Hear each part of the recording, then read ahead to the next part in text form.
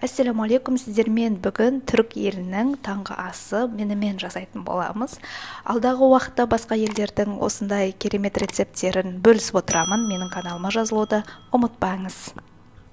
Ол үшін бізге үлкен бір дана пияз қажет. Оны жақсылап кубиктап тураймыз.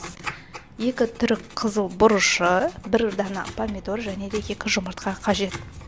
Баяу отта қызып тұрған майымызға туралған пиязымызды ақырындап қуырамыз, қызарғанша.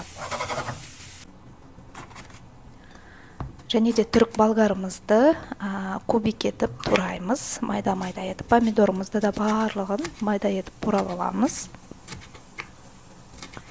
Түріктер бұл таңғы асты өте жақсы көреді және өте тойымды. Жасап көрсеңіздер, дәмі бір ерекше шығады. Егер мұндай түрік болгары болмаса, обычный болгарскийларды қолдансаңыздар да болады.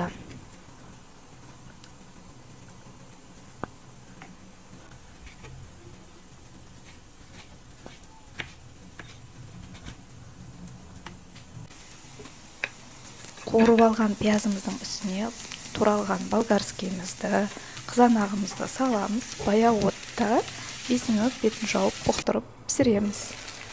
Неге дайын болған бұқтырылғанымызға 2 жұмыртқаны қосамыз.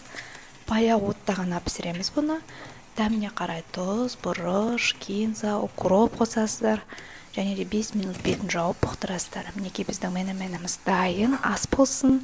Менің каналыма тіркеліп, міндетті түрде жасап көріңіз. Сонда ерекше, өте дәмді таңғы ас.